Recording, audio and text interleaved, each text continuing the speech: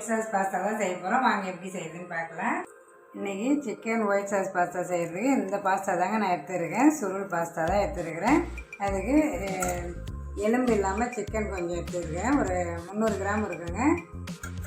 அதுக்கப்புறம் capsicum, medium size கேப்சிகமில் பாதி தான் எடுத்துருக்கேன். இதில் நான் ஒரு 5லேருந்து 6 பூண்டு பல் பொடியாக அந்த மாதிரி கட் பண்ணி எடுத்துக்குவாங்க.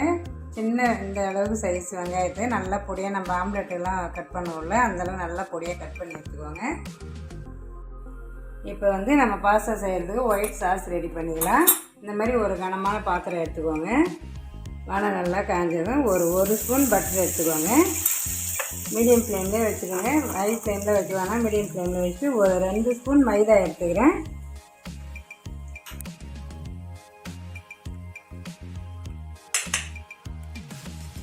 இந்த மாதிரி விஸ்க் வச்சு நல்லா மிக்ஸ் பண்ணி விட்டுக்கோங்க.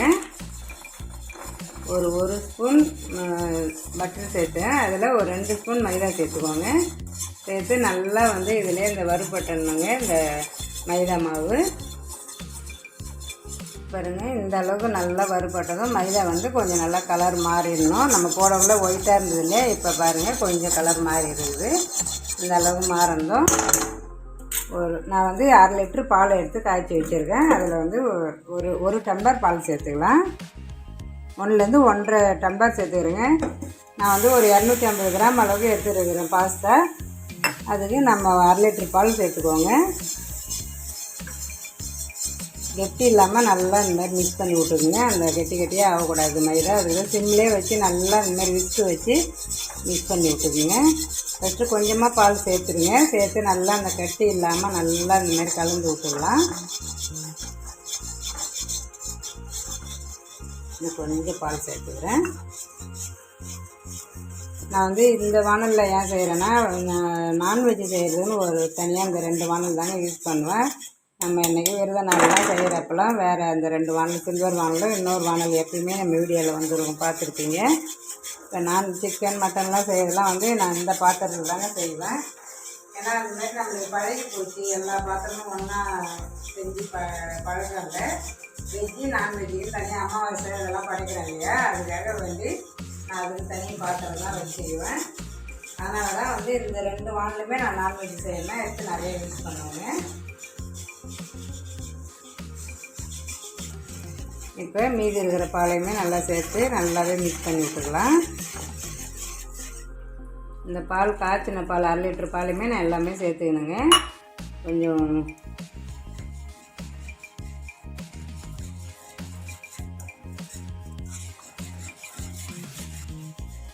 இப்போ ஒயிட் பாஸ்தா நல்லா ரெடி ஆகிடுச்சுங்க. இதை அப்படியே ஸ்டவ் ஆஃப் பண்ணிக்கலாம். இப்போ நான் இந்த பாஸ்தா 250 ml இருக்குங்க. 250 கிராம் இதை சுத்தலில் போட்டு வேக வச்சு எடுத்துக்கிறேன். இந்த பாஸ்தா கொஞ்சம் வடிகட்டிக்கலாங்க. அந்த இதெல்லாம் இல்லாமல் இருக்கும். கொஞ்சம் கெட்டியாக இருந்தது கூட கொஞ்சம் க்ரீமியாக நல்லாயிருக்கும். அதனால் நான் இதை வடிகட்டிக்கிறேன்.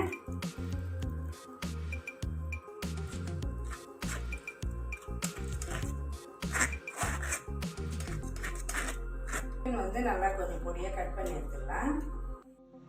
நல்லா பொடியாக கட் பண்ணி எடுத்துக்கிறேன்.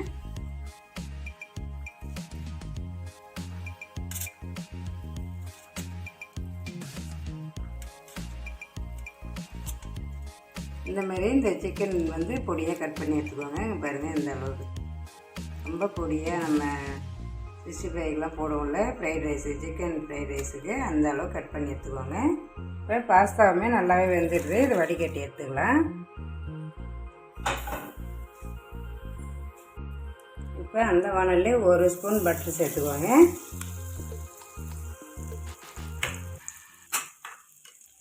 பட்டர் நல்லா உருவன்னா பொடியாக கட் பண்ண பூண்டு சேர்த்துக்கலாம்.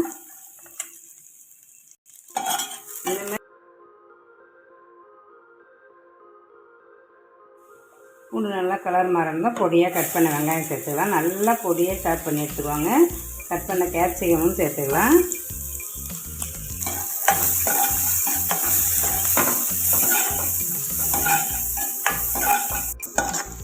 இது நல்லா வதங்கினதும் நம்ம கட் பண்ணி வச்சுருக்க சிக்கன் சேர்த்துக்கலாம்.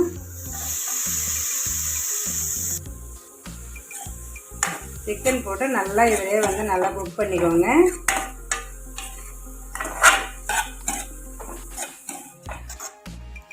சிக்கன் நல்லா கொஞ்சம் இந்த மாதிரி நல்லா வதக்கிங்க. கொஞ்சமாக ஒரு அரை கிளாஸ் தண்ணி சேர்த்துக்கிறேன். இந்த சிக்கன் அப்படியே இதில் வேகட்டும்.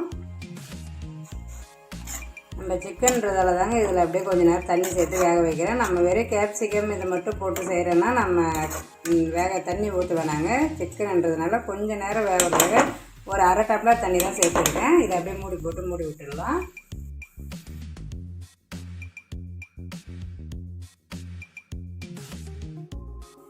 இப்போ சிக்கன் நல்லாவே வெந்துருக்குங்க.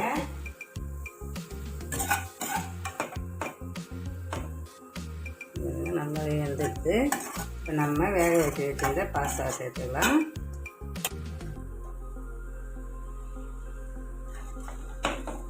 நான் வந்து இந்த சிக்கன் 65 சேர்த்துக்காங்க மஞ்சத்தூள் போட்டு வச்சிட்டேன். சிக்கனில் பசங்க வந்து பாஸ்தா வேணும்னாங்க, அதனால தான் நான் செஞ்சேன். நீங்கள் இந்த மாதிரி ஒயிட் பாஸ்தா செய்கிறப்ப ஒயிட்டாகவே தெரியணுன்றதுக்காக சிக்கனில் வந்து மஞ்சத்தூள் போடாதீங்க. வாங்கிட்டு வந்தாங்க உடனே அப்படியே க்ளீன் பண்ணி அப்படியே கட் பண்ணி சேர்த்துக்கோங்க.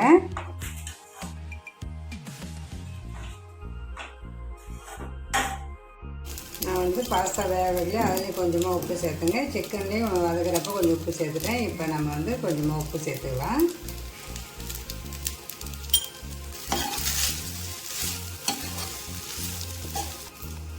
இப்போ நம்ம ஒயிட் சாஸ் ரெடி பண்ணி வச்சுருந்தோம் இல்லையா, அதை சேர்த்துக்கலாம்.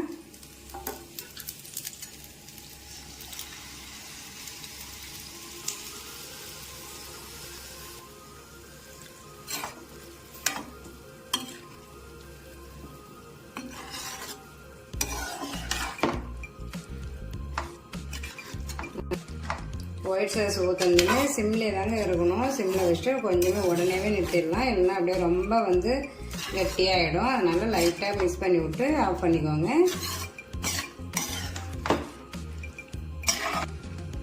நான் வந்து பாஸ்தா சீசனிங் தாங்க வாங்கியிருக்கேன். அதை சேர்த்துக்கலாம். ஒரு அரை ஸ்பூன் அதை சேர்த்துக்கிறேன்.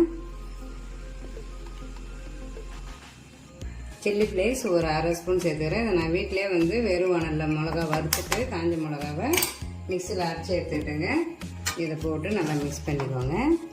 கொஞ்சம் வந்து ஸ்பைஸியாக இருந்தால் தான் நம்மளெல்லாம் பிடிக்கும், நல்லா இருக்குங்க. அப்போ தான் அதனால் வந்து சில்லி ஃப்ளேக்ஸ் கொஞ்சம் சேர்த்துக்கோங்க. இப்போ சீஸ் எடுத்துருக்கேன். இந்த அளவுக்கு கியூபாக ஒரு கியூப் எடுத்துருக்குங்க. அது நல்லா துருவிக்கலாம். உங்களுக்கு டேஸ்ட்டுக்கு ஏற்ற மாதிரி துருவி எடுத்துக்கோங்க. இது வந்து அவங்களுக்கு கொஞ்சம் அதிகமாக போட்டால் பிடிக்கும் சீஸு, ஒருத்தவங்க கம்மியாக இருந்தால் பிடிக்கும். அதனால் வந்து இது எவ்வளோ வேணுமோ உங்களுக்கு அந்த அளவு சேர்த்துக்கோங்க.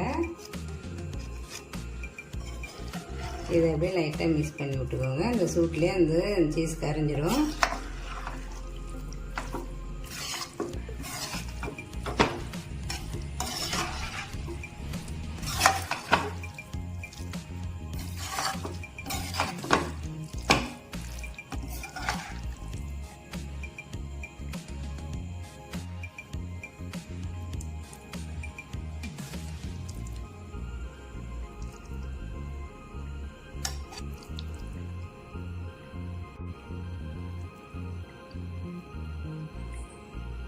நல்லா சூப்பராக வந்து chicken white sauce pasta ready ஆகிடுச்சிங்க. டேஸ்ட்டுமே எல்லாம் சூப்பராக இருக்குது. நாங்கள் பசங்க நீங்களும் அதுமாதிரி ட்ரை பண்ணி பாருங்கள். பாய்.